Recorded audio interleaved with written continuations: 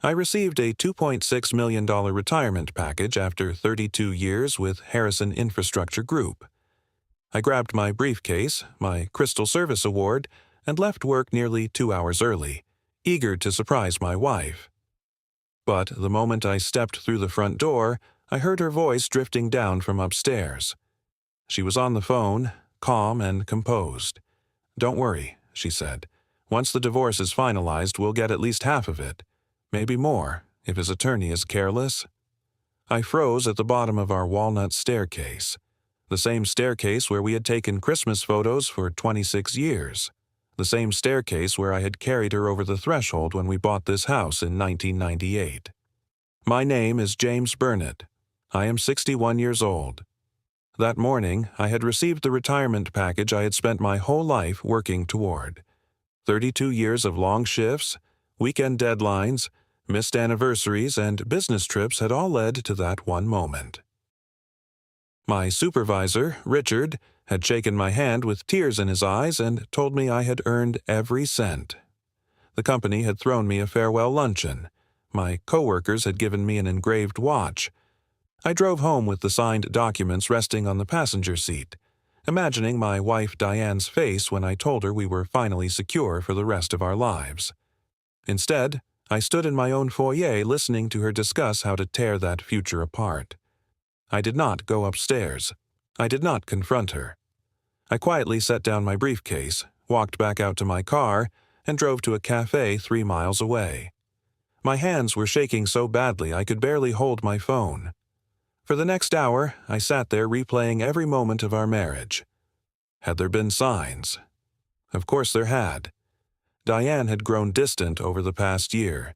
She had started going to Pilates 4 times a week. New dresses, new haircut. She had put a password on her phone for the first time in our marriage. When I asked about it, she laughed and said, "Edward, everyone locks their phone now. Don't be so old-fashioned." I had believed her because I trusted her, because I had spent 26 years building a life with her. But sitting there in that cafe, I realized something important. Diane did not know about the retirement package yet. The official notice would not reach my company email until the next day. She could not have known, which meant she had already been planning the divorce, probably assuming I would just receive my normal pension. The $2.6 million was an unexpected windfall she had somehow just discovered. I pulled out my phone and called my colleague Martin. "Martin," I said, keeping my voice steady, "I need to ask you something. Who has access to employee retirement files before they are officially released?" There was a pause. "Only HR and senior management." "Why?" "Can you check whether anyone accessed mine in the last 24 hours?" Another pause. "Ed, I could get into serious trouble for that." "Please," I said, "I need to know." 10 minutes later, he called me back. "Your file was opened yesterday at 2:18 p.m. by Karen Wells in HR, but there's more. It was forwarded to an outside email address. Can you see which one?" "Yes, it went to Michael Turner at turnerwealthadvisors.com. Michael Turner Wealth Advisors. I looked it up right there in the cafe. The website showed a polished photograph of a man in his early 40s. Fit, confident, expensive smile. His services included retirement strategy, divorce asset planning, and wealth protection. I leaned back in my chair. So that was who she had been talking to. Not just a financial advisor, a divorce strategist. And someone in HR, Karen Wells, had illegally forwarded my confidential information to him. I knew Karen. She had worked at Harrison for 6 years. I'd never noticed any particular connection between her and Diane. Then again, I had not been paying attention. I had been too busy working. I went home 3 hours later. Diane was in the kitchen preparing dinner as if nothing had happened. She smiled when she saw me. "You're home late," she said. "How was your day?" I looked at her. Really looked at her. This woman I had loved for more than 2 decades. The mother of my children. The person around whom I had built my entire adult life. "It was fine," I said, just wrapping up a few final things. I did not tell her about the package. I did not tell her anything. I went upstairs, changed my clothes, and came back down for dinner. We ate baked pasta. We watched television. We went to bed. And the entire time, one thought kept moving through my mind. I needed a plan. The next morning, I woke up at 6. Diane was still asleep. I drove to a law office in the next county, far enough away that no one would know us. The lawyer's name was Victoria Hayes. I'd found her online. She specialized in high-asset divorces. Victoria was in her late 50s, with sharp eyes and the kind of stillness that made people tell the truth.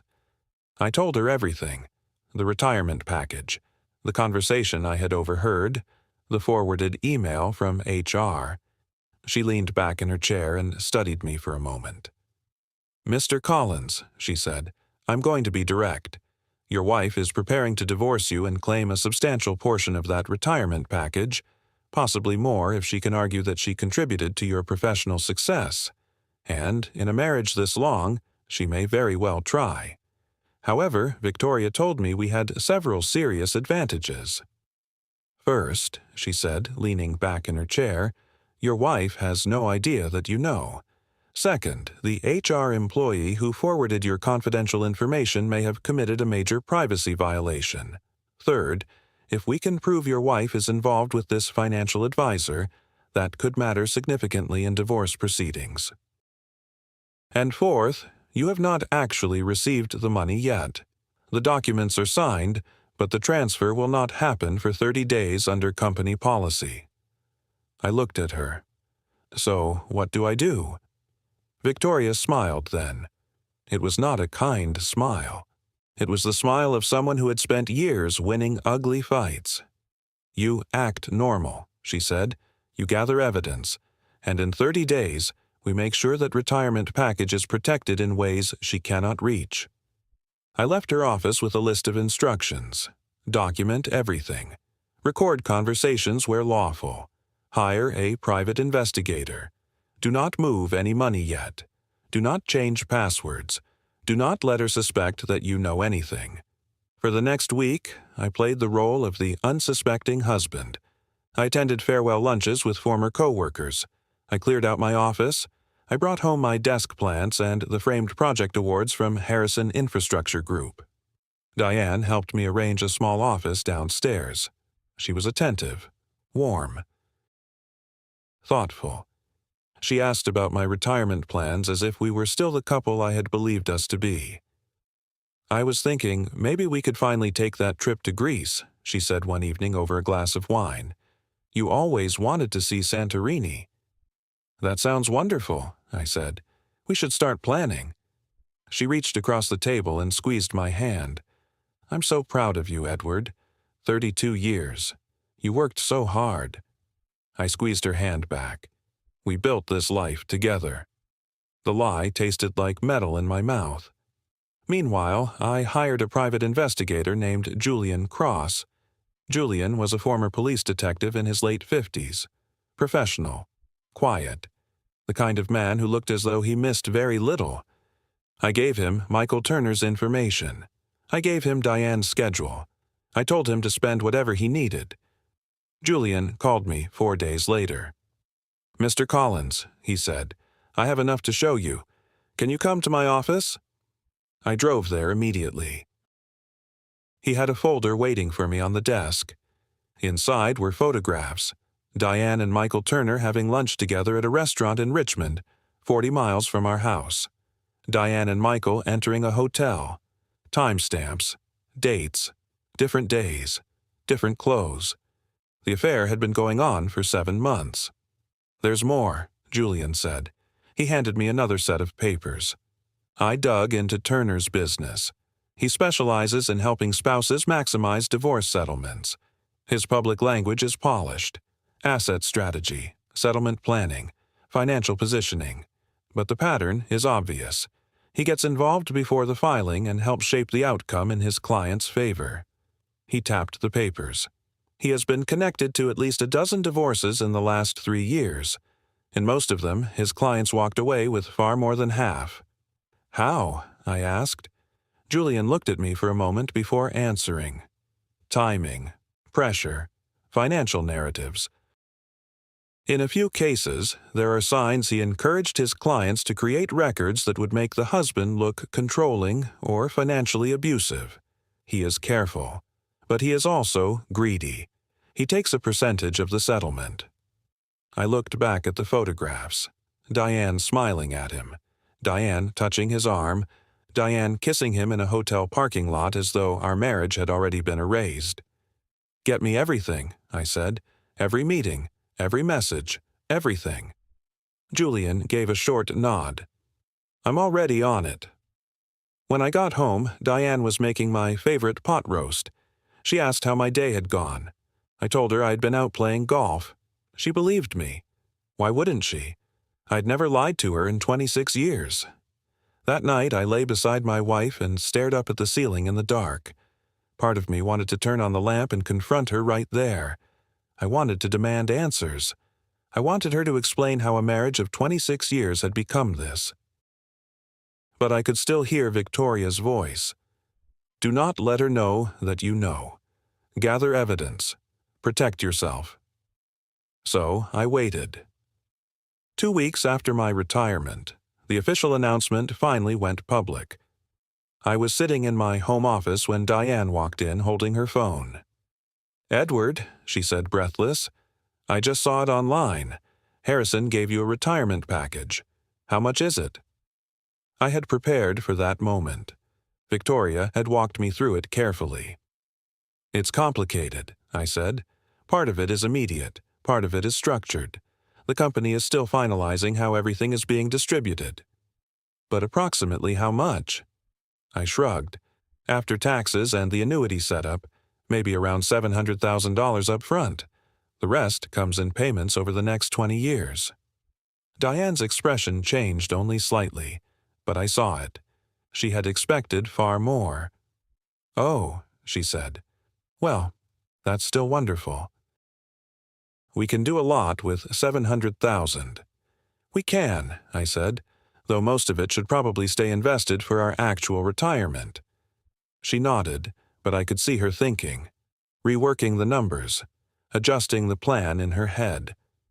That night, I heard her on the phone again. She went into the bathroom, turned on the water, and made the call. I could not hear every word clearly, but I heard enough. "It's less than we thought," she said. "He says about $700,000 now. The rest is structured. I know. But we can't wait much longer. I turn 60 next year. We need to move soon." "Yes, I understand." "Fine. Thursday works." The next morning, I sat across from Victoria in her office and played the recording for her. She listened without interrupting, her face unreadable. When it ended, she folded her hands and looked at me. "Good," she said. "She's moving faster now. That means she's worried." "And worried people make mistakes." "Good," Victoria said after the recording ended. "This gives us clear intent, clear planning. That matters." Then she folded her hands on the desk and told me what would happen next. The retirement package transfer was scheduled to clear in 12 days. The moment it reached my account, she said, we would move it into a protected trust they were setting up that same week. Legal, secure, built specifically to shield retirement assets under the law. After that, we would file for divorce first. "I file first?" I asked. "Absolutely," she said. "The first filing gives us important advantages. We set the pace. We control the framing. And with the evidence we have of the affair and the financial plotting, your wife will be reacting instead of leading." I asked about everything else. The house, the savings, the other accounts. Victoria pulled a spreadsheet from the folder in front of her. The house, she estimated, was worth around $850,000. We had about $180,000 in joint savings. My retirement accounts outside the package totaled another $350,000. Diane had about $95,000 in her own. 2 cars, both paid off, some investments. In an ordinary divorce, she said, the division would likely be close to even, But this would not be an ordinary divorce. Not with the evidence we had. Not with the affair. Not with the documented attempt to position herself for a larger payout. Victoria said she believed we could push for a split in my favor and hold the retirement package apart if everything was structured correctly. "And when do we file?" I asked. "The day after the money clears," she said. "By then, the trust will be established, the paperwork ready, and the evidence organized. She won't see it coming." For the next 12 days, I played my part perfectly. I talked with Diane about retirement travel. We discussed downsizing eventually. She showed me brochures for coastal communities and joked about a future with less lawn care and more wine on patios. The whole time she was planning to leave me, and the whole time I was preparing to protect what I had spent 3 decades building. Julian continued his surveillance. He documented 3 more meetings between Diane and Michael Turner. He also uncovered records showing that Michael had been advising her to start building a narrative around financial control. There were notes about how I supposedly managed all the money and kept her in the dark. None of it was true. Diane had always had full access to every account. She simply had never wanted the responsibility of managing any of it. But Michael was coaching her to create a paper trail that would make me look controlling if the case went to court. It made my blood run cold. On the 12th day, the retirement package hit my account at Harrison Federal Credit Union. $2.6 million. I watched the number appear on my phone at 9:12 that morning. By 10:20, Victoria had moved it into the Edward Collins Retirement Trust. By 10:50, the trust was locked down and fully protected under the legal structure she had set in place. At 2 o'clock that afternoon, Diane was served with divorce papers at the house. I was not there. Victoria had insisted I stay at a hotel for the day. Julian had arranged for someone else to serve the papers, and he recorded Diane's reaction from a lawful distance. She was stunned, completely blindsided. First, she called Michael Turner. Then, she called a lawyer. By 5 o'clock, her attorney had already left Victoria a voicemail. Victoria played it for me the next morning. The woman sounded confused, irritated, and more than a little alarmed. They wanted information about the retirement package. They wanted to talk settlement. Victoria called back while I sat across from her in the office, and she placed the call on speaker. "My client is willing to discuss resolution," she said calmly. "However, you should understand that we have extensive evidence of Mrs. Collins' affair with Mr. Michael Turner, including photographs, hotel records, and recorded conversations showing deliberate planning around the timing and financial outcome of this divorce." There was silence on the other end. Then Victoria continued. "We also have evidence that Mrs. Collins obtained confidential information about Mr. Collins' retirement package through improper disclosure. A Harrison Infrastructure Group HR employee forwarded private records to Mr. Turner.